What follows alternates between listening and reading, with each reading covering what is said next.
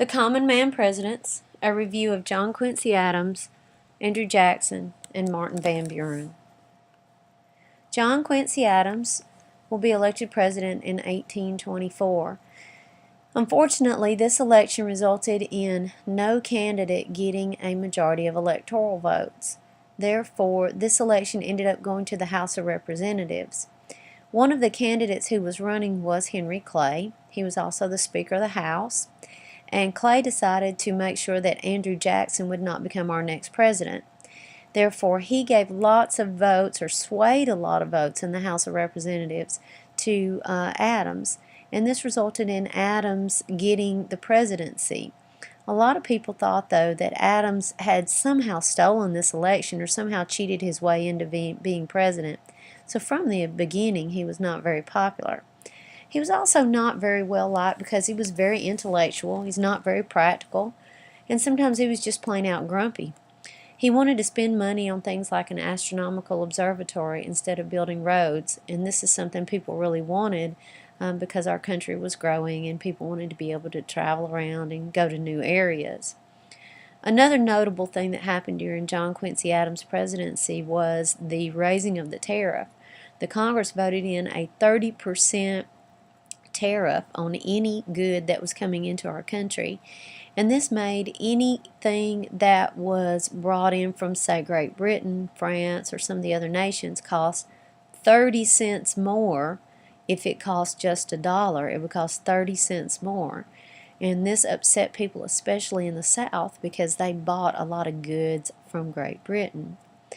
People in South Carolina was so upset about the tariff that their Senator John Calhoun wrote a document protesting the tariff and saying that the state was not going to collect those tariff duties and that they would even secede from the U.S. if they needed to.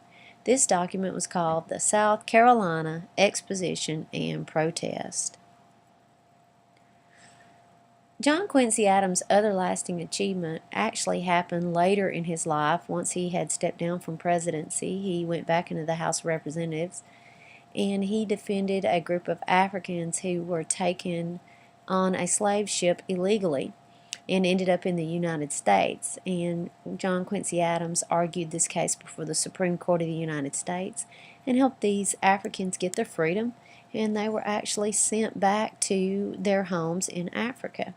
So this was a pretty big deal for getting our country more on the path to ending slavery and having more respect for Africans.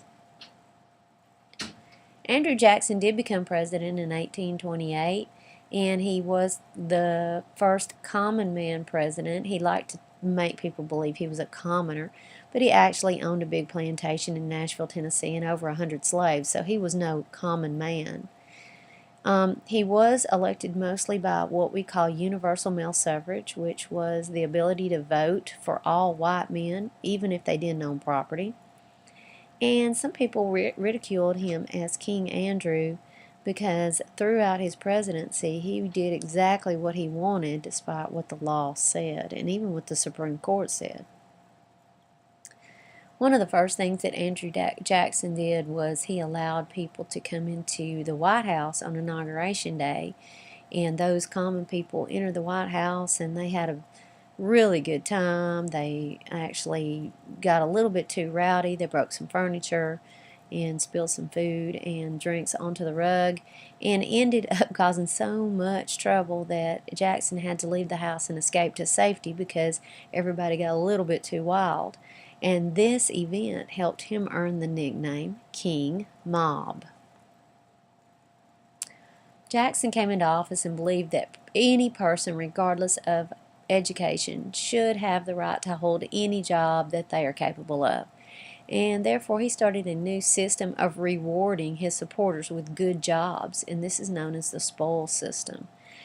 And one of the things that he would do is he would give these government jobs to anybody he saw fit. It didn't really matter what their education was.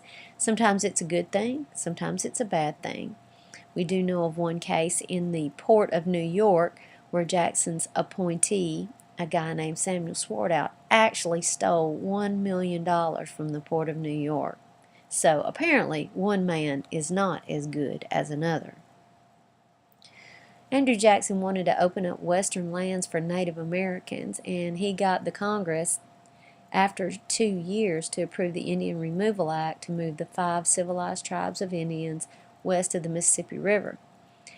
Cherokee Indians fought this removal, and they fought their case all the way up to the Supreme Court, who actually ruled in their favor and said that the Cherokees are a sovereign nation, that they can't be moved, and they can't be taken away from their homes.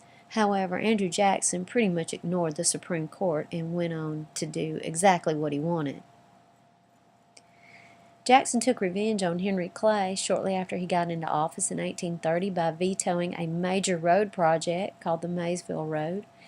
And his veto of this road made people get a little bit upset with him because they thought that he was going to be the president for the common man to help get roads built. But like John Quincy Adams, ironically, he didn't build this road. And this really made Jackson lose some support in the South. The tariff battle was still on, and South Carolina was still threatening not to collect those tariff duties. And John C. Calhoun was still involved with writing documents saying that South Carolina refused to obey the tariff law. And Jackson took a lot of offense to this, and he saw this as a threat to Jackson's power to pass federal laws and get states to follow them. Therefore, Jackson threatened to send the army to South Carolina if it would not collect the tariff duties.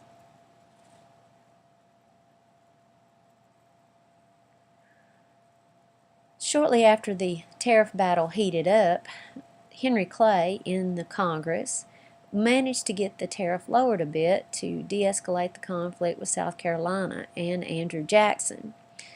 And Andrew Jackson, though, would not let his authority be challenged in such a way like this, so he got the Congress to approve his right to use the military to collect tariffs. And Andrew Jackson also, during this time, had threatened to send the military to South Carolina if they did secede from the Union. Jackson had made a lot of enemies while he was president, and he did cause some problems. And due to all of these problems, a new party sprang up in the United States known as the Whig Party, and it was a reform party, and it was pro-bank and internal improvements. And lots of people who had supported Andrew Jackson ended up going to the Whig Party.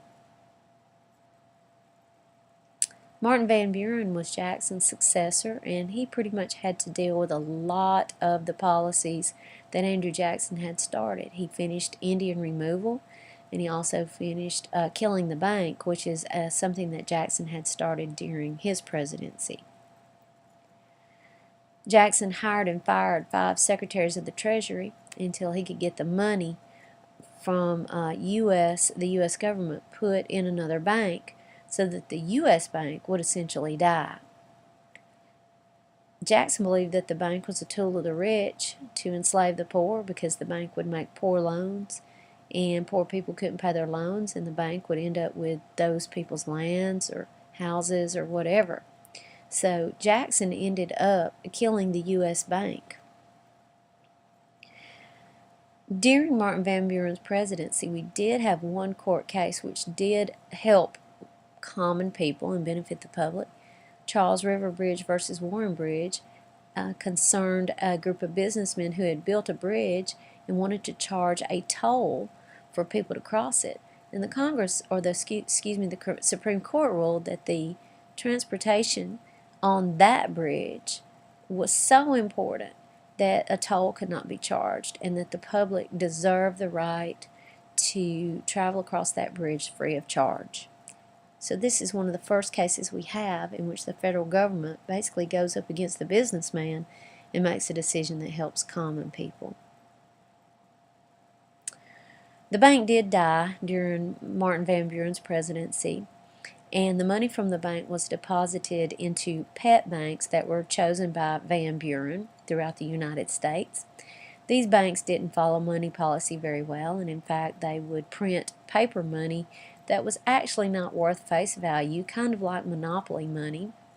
And this caused prices to go up, and it caused a lot of problems with the bank. The prices went up. Businesses lost money because they couldn't sell their products. They ended up having to lay people off. People couldn't pay their loans. Banks lost money because they couldn't collect their loans. And then banks ended up going out of business as people ran to the bank to get the money out. Because the bank had printed up too much money and sent it into circulation, it was a big problem for the entire economy. The U.S. entered a depression that was considered the first Great Depression in the year 1837. Martin Van Buren also continued Andrew Jackson's policy of Indian removal. By 1838, the U.S. military had rounded up all the civilized tribes and began to move them west in the fall of 1838. It took almost a year for these Native Americans to travel from Tennessee, Alabama, and Florida past the Mississippi River to new homes in Arkansas and Oklahoma and Texas. And this forced march resulted in the death of about 4,000 Indians. The last thing that Martin Van Buren did, or had the Congress do during his presidency, was something called the Independent Treasury Act. This was a legal stamp on President Jackson's killing of the bank and putting the money in other banks, pet banks that he chose. And this act actually said it was legal for the U.S. government to take federal monies that were collected from the tariff or from land sales and put them in certain banks throughout the United States. So to sum up the era of the common man, John Quincy Adams, Jackson, and Van Buren, they are considered the first common men presidents, but that's only because basically they were elected by what we call universal male suffrage, which means if you were white and a male, you could vote even if you didn't own property. None of these men, though, were from the middle class. They were all wealthy and mostly educated men, even though Andrew Jackson was pretty much self-educated. John Quincy Adams got a lot of pressure and criticism because he was thought to have cheated the election. He actually didn't cheat. Henry Clay was actually the cheater, but John Quincy Adams was blamed for it. He was also criticized for not building roads, even though Andrew Jackson did the same thing a little bit later. Jackson did become president. He served 2 terms, and he did a lot of things that he wasn't supposed to do as president. He went beyond the law. He defied the Supreme Court. He vetoed roads. He put U.S. money, federal money, in pet banks of his choosing. He just did a lot of things he shouldn't have done. He overstepped his powers as president, and that's why they called him King Andrew. And his economic policies resulted in one of the worst economic panics, the worst one yet in United States history in 1837. Martin Van Buren was Jackson's chosen successor, and he had to pretty much finish up Indian removal and also finish up the death of the bank. Martin Van Buren was also very unpopular because of Jackson's policies because of the Panic of 1837. He only served 1 term. And also, these Jacksonian Democrats would be so unpopular, that would be Andrew Jackson and Martin Van Buren, that a brand new political party came forward to make an offer to make America better by building roads, internally improving our country, and also the banks. And this was the Whig Party.